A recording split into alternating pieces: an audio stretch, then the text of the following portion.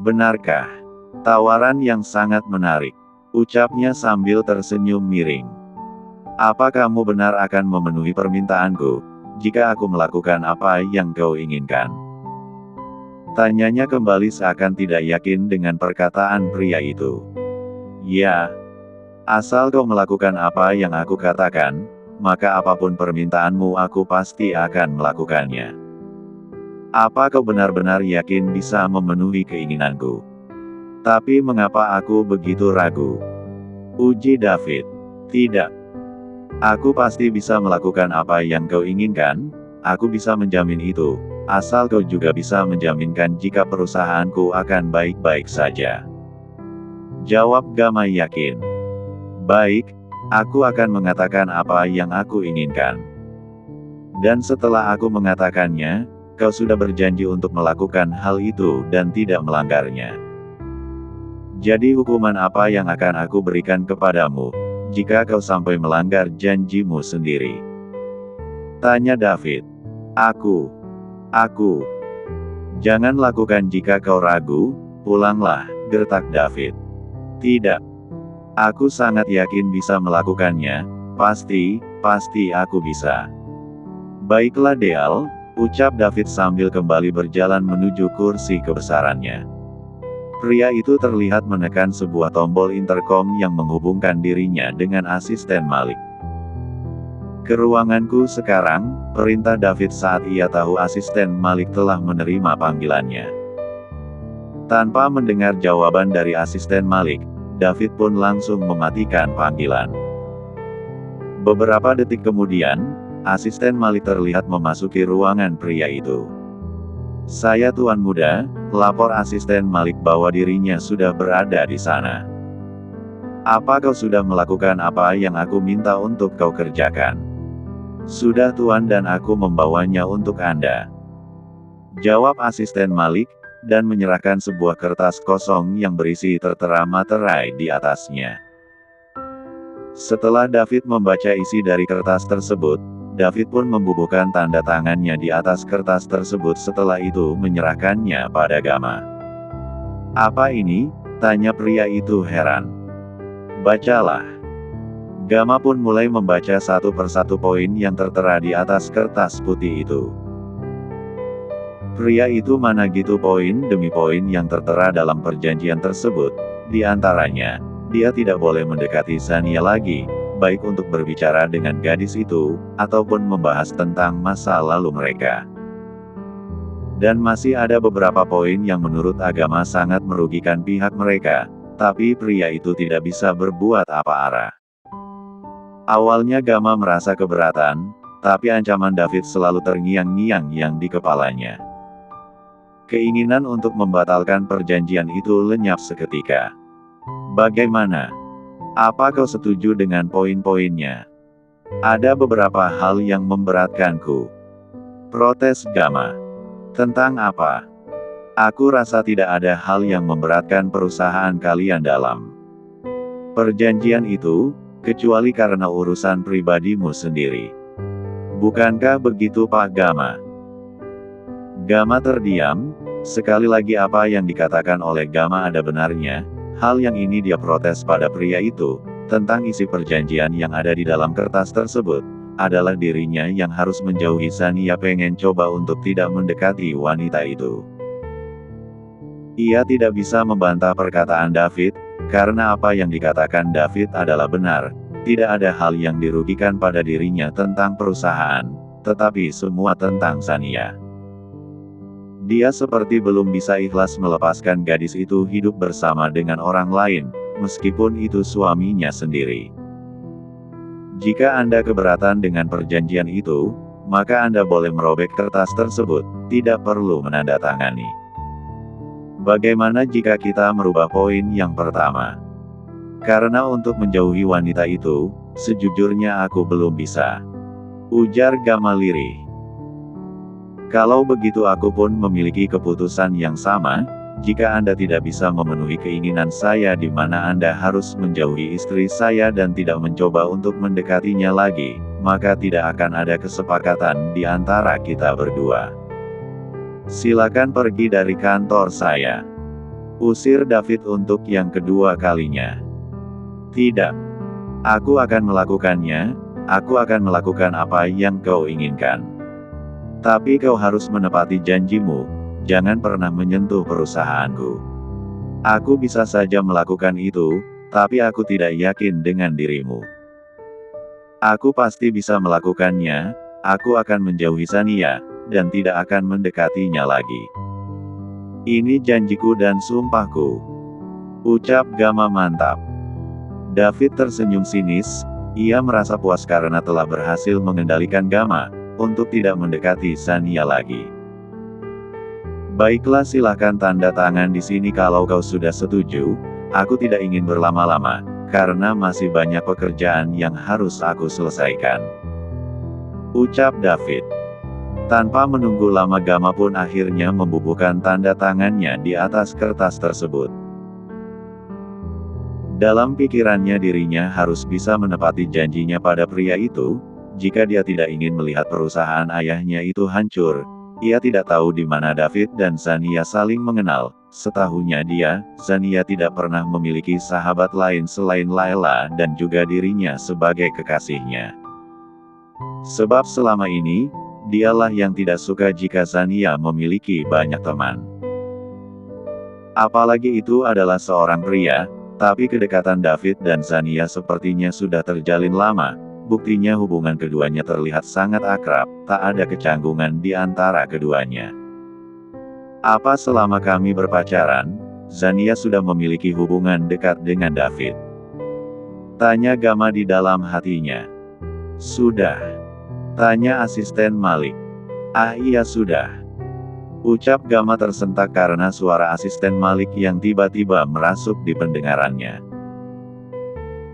Ini akan saya simpan, dan salinannya silakan Anda simpan juga, dan saya mau menyampaikan, ini adalah peringatan pertama dan terakhir dari Tuan kami.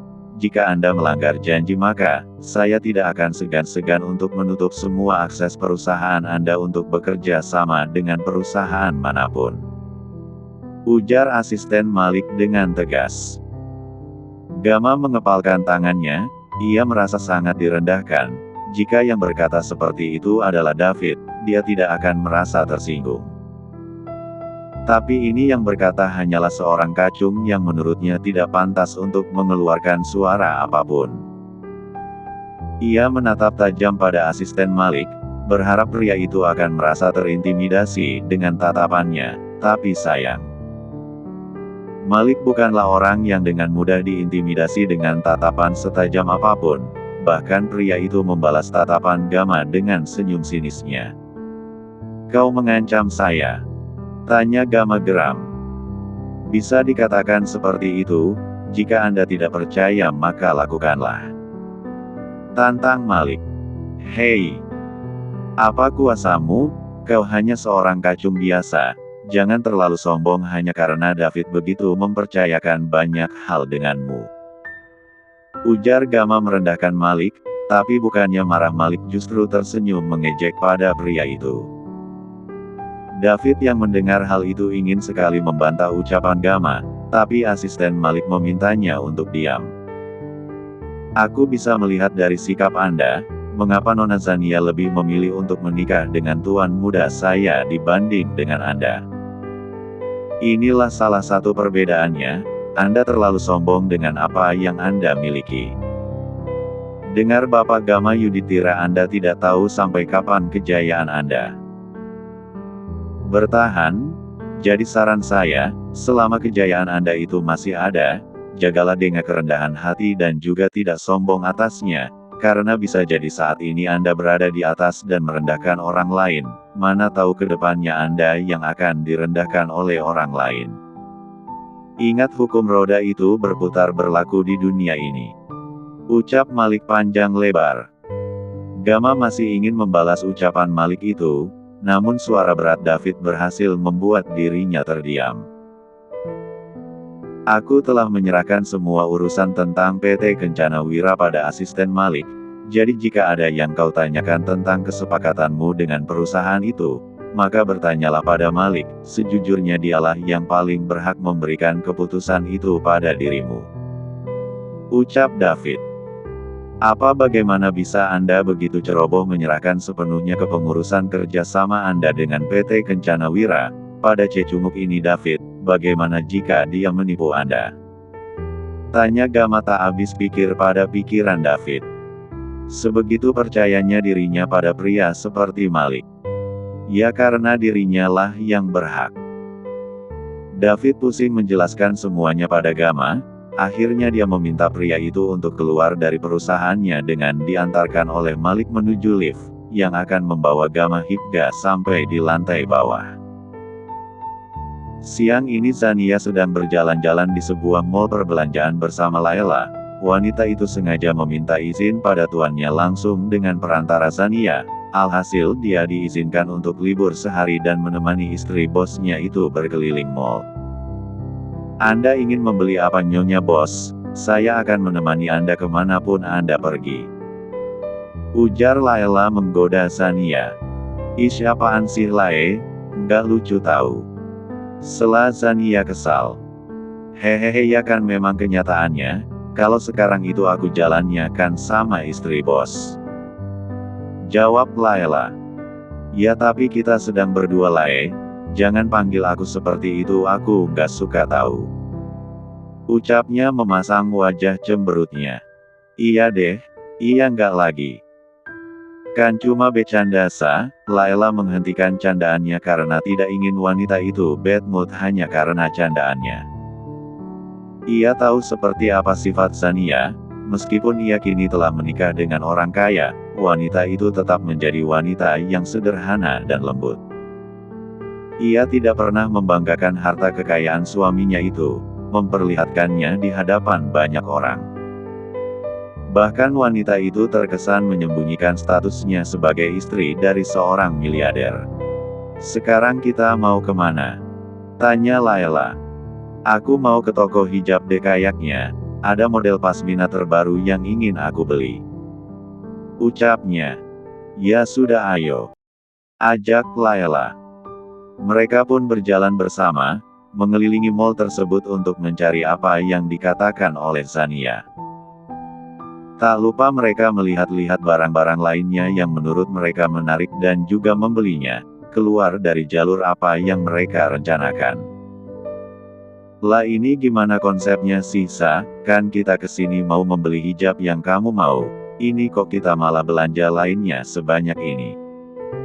Sahut Layla heran dengan kerendoman mereka. Ya nggak apa-apa Lae, sambil menyelam minum air. Toh yang kita beli juga semuanya ada gunanya juga, jadi nggak bakalan mubazir deh. Jawab Zania. Hehehe iya juga. Mereka pun melanjutkan lagi acara keliling mereka, hingga mereka tidak menyadari jika hari sudah menunjukkan waktu makan siang. Sa, aku lapar kita makan dulu yuk. Ajak Layla. Zania melihat jam yang melingkar di tangannya dan terkejut saat melihat ternyata mereka sudah lama berkeliling, tapi mereka belum mengisi perut mereka. Ah maaf ya Lae, aku benar-benar lupa karena keasikan jalan-jalannya. It's okay, santai aja. Sekarang kamu makan di mana? Tanya Layla. Aku mau makan makanan Jepang, tapi aku nggak mau yang mentah. Ujar Zania. Oke, itu bisa diatur. Jawab Layla. Saat keduanya berjalan menuju kedai makanan Jepang yang diminta Zania, tak sengaja tubuh Layla bertabrakan dengan seorang pria yang juga akan masuk ke kedai itu juga. Alhasil tubuh Layla terhuyun ke samping dan membuat wanita itu hampir murka. Tapi saat menengokkan kepalanya memandang pria itu, tubuh Layla terpaku karena terpana dengan wajah pria itu. Maaf mbak, saya tidak sengaja. Ucap pria itu pada kedua wanita yang ditabraknya. Ah tidak apa-apa kok mas, kami yang tidak melihat jalan dengan baik karena saling mengobrol. Ucap Zania, masih memegang tubuh Layla yang hampir terjatuh, jadi tidak bisa melihat dengan jelas wajah pria itu. Mbak Zania. Panggil pria itu ketika ia merasa mengenal suara wanita itu. Zania yang merasa namanya dipanggil akhirnya menengok, dan menatap pria itu dengan mata memicing. "Mbak tidak ingat saya?" tanya pria itu. Zania mencoba menggali ingatannya, barangkali saja dia pernah bertemu dengan pria itu tapi lupa di mana. Semakin lama Zania semakin mengingat, hingga satu kenangan 2 tahun lalu terlintas kembali di ingatannya. Flashback on. "Nia, tolong saya. Saya sama sekali tidak bersalah. Ini semua bukan perbuatan saya, Mbak." Mohon, seorang pria pada Zania yang sedang berdiri di hadapannya. Wanita itu memandang sinis pria itu, karena telah menghilangkan nyawa pamannya, adik dari ibunya. "Jangan percaya padanya, Nia, pria itu pasti sengaja melakukan itu, karena ia tahu pamanmu tidak merestui hubungannya dengan Farah, itu sebabnya dia dendam dan Paman Tirtamu," ucap Bu Puspa, sedangkan Farah hanya terdiam dengan wajah yang tegang dan pucat pasi. "Tidak. Tuduhan itu tidak benar, saya dijebak, Nia. Saya dijebak," teriak pria itu histeris. Saat itu Zania dihubungi oleh seseorang untuk segera datang ke villa pribadi milik ibunya di Puncak. Setelah sampai di sana ia telah menemukan jasad sang P***N yang bersimbah D***H di dalam kamar tamu yang ada di villa tersebut dengan seorang pria yang tengah memegang pistol di tangannya. "Aak!" teriak histeris Zania hingga mengundang perhatian banyak orang. Kebetulan villa itu berada tak jauh dari pangkalan ojek tempat banyak orang berkumpul. Sontak saja teriakan Zania itu berhasil membuat semua pria tukang ojek berlari menuju villa milik keluarga Zania, dan juga membuat pria itu terkejut dan refleks menjatuhkan pistol di tangannya. "Apa yang kau lakukan?" ucap Bu Puspa yang sudah berdiri di ambang pintu dengan wajah terkejutnya. "Tidak, bukan saya yang melakukannya, saya tidak membunuhnya. Saat saya sampai saya melihat dia sudah seperti ini dan..." "Lalu mengapa senjata itu ada di tanganmu?" tanya Bu Puspa menyelidik. Aku menemukannya di lantai, aku mengambilnya karena..." "Allah, kau pasti mencoba untuk mengelakkan," desak Bu Puspa. "Anda..." "Aku tahu ini pasti ulah Anda kan Tante, Anda pasti sengaja menghubungi aku untuk kesini karena Anda ingin menjebak aku dengan kasus ini, iya kan?" "Aku tahu ini pasti ulah Anda," ucap pria itu. "Kau jangan mengada-ngada, bagaimana bisa kau menuduhku sedangkan bukti ada di tanganmu?" serga Bu Puspa, namun ia tidak bisa menyembunyikan kegelisahan hatinya, dan Zania bisa melihat itu. Namun ia tidak mau membahas masalah itu, ia ingin mengurus jenazah pamannya terlebih dahulu. "Apa salah pamanku padamu? Apa yang dia lakukan hingga kau menghilangkan nyawanya?" ujar Zania pada pria itu. "Sudah aku katakan, bukan aku yang melakukan hal itu. Tapi, Allah, mana ada maling mau ngaku, jika semuanya mengaku maka penjara pasti akan penuh," ujar Bu Puspa. Sebisa mungkin ia tidak memberikan kesempatan pada pria itu untuk mengatakan pembelaannya. "Pak polisi, tahan pria itu, dia telah menghilangkan nyawa adik ipar saya," ucap Bu Puspa ketika saat itu juga beberapa petugas kepolisian datang, karena telah mendapatkan laporan dari ketua RT setempat. Pria itu terus memohon untuk didengarkan pembelaannya, karena dia merasa jika dirinya tidak bersalah. Namun tetap saja, semua pembelaannya tidak bisa didengarkan oleh para petugas itu karena meminta pria itu untuk menjelaskannya di kantor polisi saja. "Saya tidak bersalah, jangan bawa saya, tolong jangan bawa saya," mohon pria itu. Zania hanya menatap kosong pada pria yang diseret paksa oleh para petugas sambil terus memberontak meminta untuk dilepaskan. Ia bisa melihat dengan jelas kejujuran dari sorot mata pria itu, tapi untuk saat ini dia tidak bisa berkata apa-apa. Namun Zania berjanji setelah selesai mengurus jenazah pamannya maka dirinya akan mencari tahu kebenarannya dengan menemui pria itu diam-diam. 1 pekan berlalu, setelah proses pemakaman dan acara berkabung Paman Tirta, Paman Sania. Wanita itu diam-diam menemui pria yang dituduh membunuh pamannya itu di penjara. Anda, untuk apa Anda ke sini? Aku datang ke sini untuk menemuimu, aku ingin kau mengatakan yang sebenarnya. Ucap Sania pada pria itu. Untuk apa? Bukankah Anda tidak mempercayai saya? Pria itu menatap Sania tajam, dirinya merasa bahwa kedatangan Sania kali ini tidak akan membawa dampak apa-apa untuknya. Kebenciannya pada keluarga Sania pun kini mengalir dalam darahnya, karena mereka dirinya harus menanggung hukuman dari perbuatan yang sama sekali tidak ia lakukan. Apa kau pikir kalau itu aku memiliki pilihan? Tanya Sania. Di awal sebenarnya dia sudah curiga, jika semua ini hanyalah rekayasa entah apa tujuan sebenarnya, tapi yang ada dalam pikiran Sania kali ini, ia harus mencari tahu kebenarannya pada pria itu. Aku sudah mengatakan kepadamu hari itu, bahwa aku tidak bersalah. Tapi mengapa kau sama sekali tidak membela, bahkan terkesan kau percaya pada hal itu? Sudah aku katakan aku tidak punya pilihan kala itu, coba kau bayangkan, aku harus melihat jasad pamanku yang tergeletak begitu saja dengan bersimbah D***** H di tubuhnya. Dia satu-satunya paman yang aku miliki, satu-satunya orang yang menyayangiku setelah kepergian ibuku. Apa kau pikir keadaanku baik-baik saja saat itu? Dan meskipun aku membelamu saat itu, petugas itu juga tidak akan mempercayainya karena kau memegang bukti kuat dari pembunuhan itu. Dan aku melihatmu memegang pistol itu. Kau pikir apa aku bisa berpikiran jernih saat itu? Orang pintar sekalipun akan tetap menganggap bahwa kaulah pelakunya. Ujar Sania. Selama ini, Sania selalu terlihat lemah dan tak berdaya di hadapan ayah dan juga ibu tirinya. Sania selalu berlakon tidak tahu apa-apa, tapi saat berada di luar Sania mencari tahu semuanya. Itulah sebabnya dia berada di sini saat ini, sebab dirinya ingin mencari tahu kebenaran yang terjadi sesungguhnya. Lalu apa maksudmu datang menemuiku, jika kau tidak percaya padaku? Ujarnya.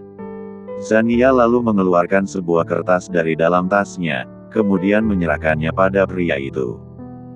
Apa ini? Tanyanya. Bukalah dan kau akan tahu apa isinya. Catatan percakapan. Aku sama sekali tidak mengerti apa maksud dari ini semua. Itu adalah catatan percakapan, di mana Farah menghubungi 1 minggu yang lalu. Saat ini aku sedang berusaha untuk mendapatkan rekaman percakapan itu. Dan aku butuh bantuanmu, mereka yang melakukan kesalahan harus mendapatkan hukuman sepantasnya. Apa yang bisa aku lakukan untuk membantumu? Ceritakan semuanya padaku, mengapa kau bisa berada di sana, dan apa yang kau ketahui tentang Farah dan Tante Puspa.